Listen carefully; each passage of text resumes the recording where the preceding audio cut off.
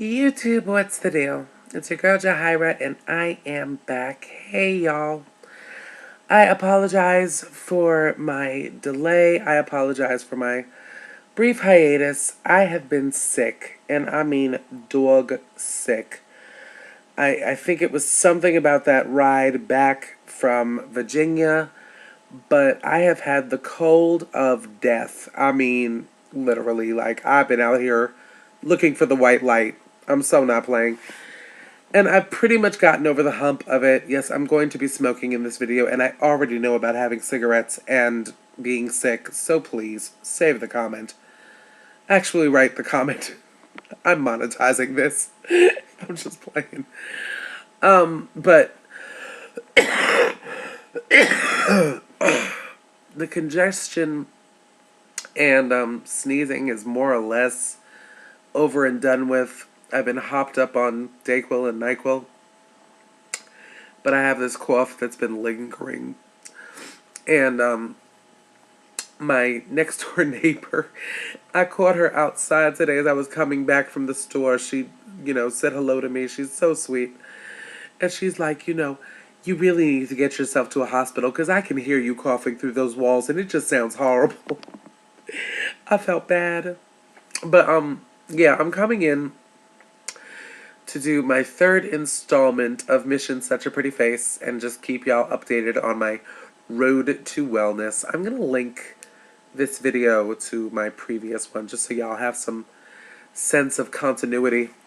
I am keeping up on the Oprah's Life Class episodes, but I just have not been able to recap because I've been so sick, y'all. I've been too sick to be enlightened. I've watched them and then I've rewatched them because I feel like I'm in a daze and I'm gonna, I'm still keeping up with it. I hope y'all are too. And my recap will come as soon as I kind of get closer to 100%. But yeah, Mission Such a Pretty Face. This month, I said I would do this every month.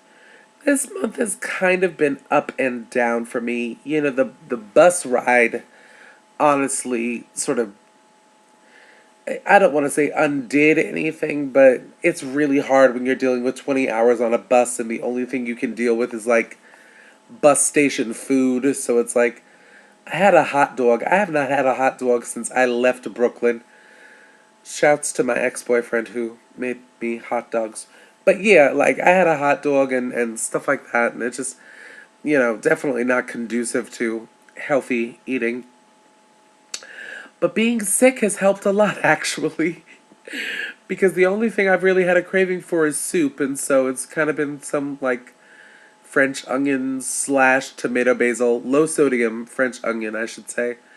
And they have all those options now. Like, you can really go to any supermarket and sort of check out, healthier choices that you can make in terms of soup. Because sometimes they are so loaded with salt.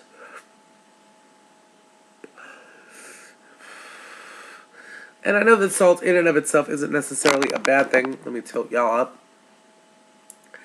But I do get concerned about, like, excessive... I'm just funny with that. You know what I mean? I've never had any indication of, heart disease or atherosclerosis or anything like that. Thank God, knock wood. But I do try to monitor my salt intake. Like, I very rarely cook with salt. If you asked me if I have salt in this house right now, I couldn't, with a straight face, tell you that I do. I really couldn't, because I don't use it. It's just not in my repertoire. Not really, anyway. If I'm cooking for other people, I'll use it, but for myself, no. What else has been going on health-wise as far as my eating? I've kind of laid off the salads, because, I mean, it's getting colder here, and I'm sort of craving warm food in a way that I haven't before. But, I have discovered and started to eating, because I don't know if I told y'all, I believe I did say it, but if I haven't, the short version is, I've kind of been, like, the desire for me to cook has decreased significantly, because I just don't, I'm one person, and I don't know how to cook for one. I know how to cook for 4 or more, but one person is really difficult for me.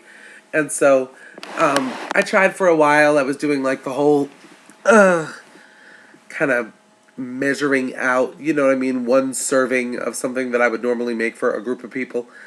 But honestly, I just sort of got discouraged by it because when you put your effort into really cooking, and I really do throw my heart into my cooking, when there's nobody else there to appreciate it, like I know theoretically I should be enough to appreciate it, but I'm working on it, y'all. Needless to say, I have rediscovered frozen dinners, and lately it's been these. I should have the name of it off top, but it's like these bistro creations by Lean Cuisine, and Lean Cuisine is not at all the way it was when I was in college, and it all tasted like cardboard. Like, some of their stuff is really good. They had this lobster ravioli, and I'm telling y'all, I just demolished it.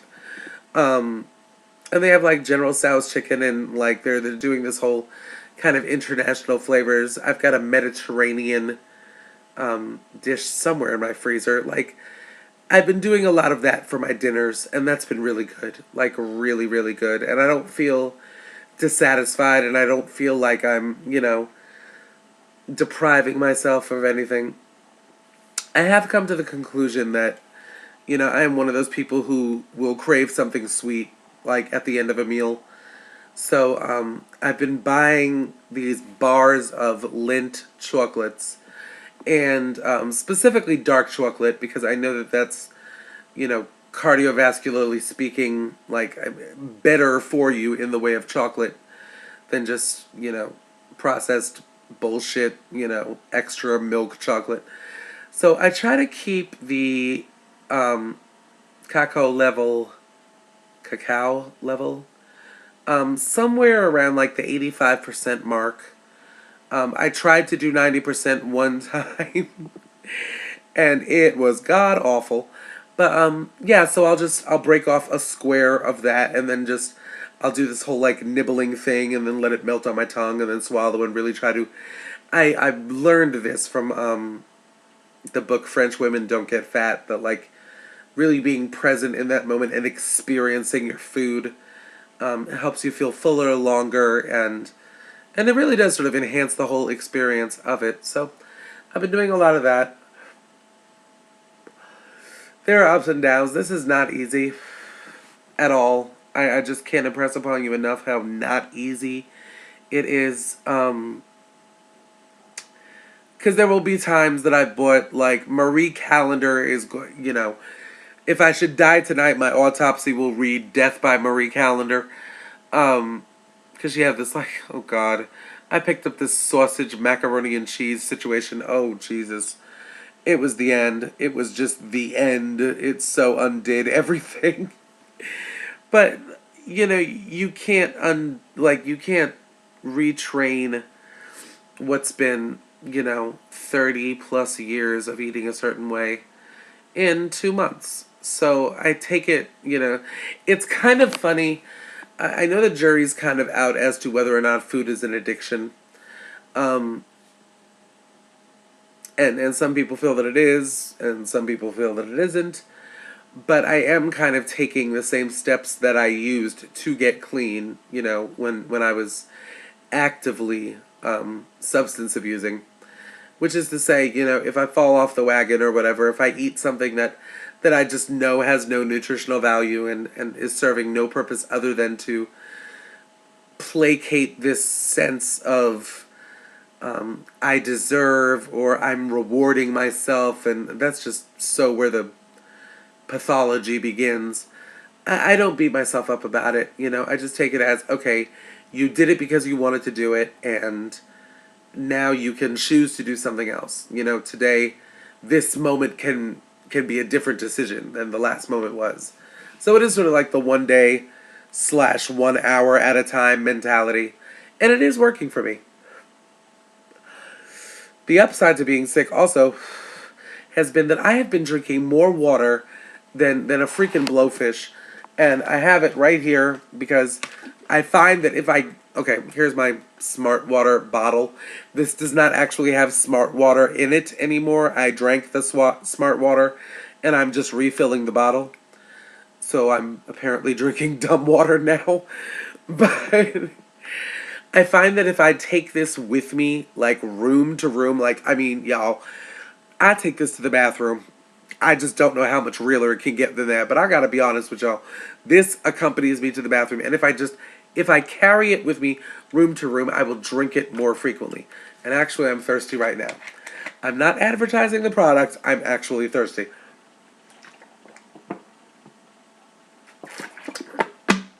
But yeah, it's very ergonomically shaped. Like, you can do this in one hand, but it's tall so it holds a lot of water.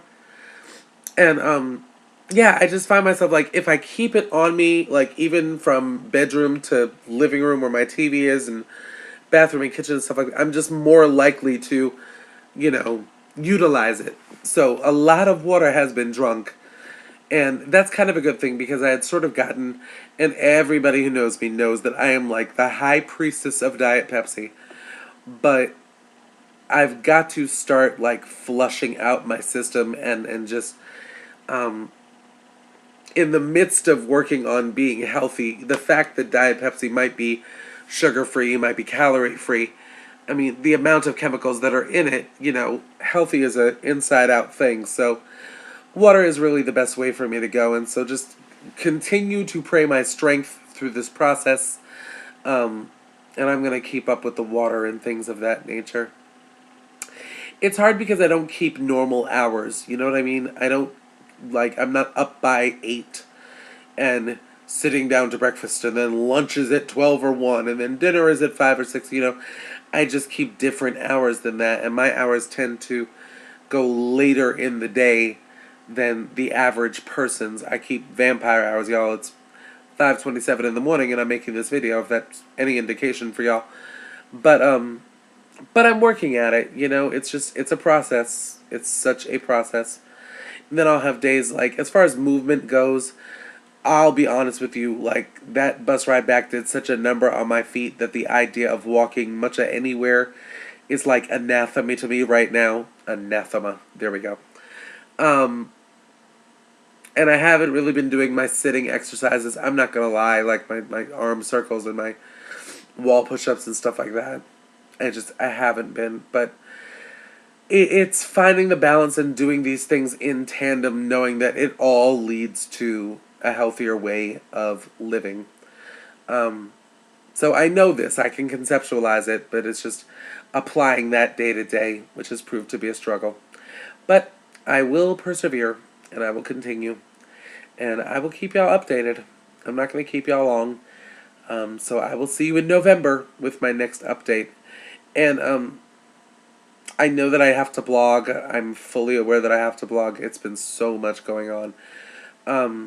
So please continue to support me on my blog. It's mission hyphen suchaprettyface.blogspot.org, or no, .com. Yeah, it's .com. I'll include the link below, y'all. But this your feedback has meant so much to me. It's really immeasurable, and I hope to receive more of it. And I will definitely keep y'all posted on my mission to wellness. So with that being said, y'all, I'm out of here. I think I'm actually going to go to bed because I think this NyQuil just kicked in. And I love y'all, and I'll talk to y'all very soon. One love. Oh.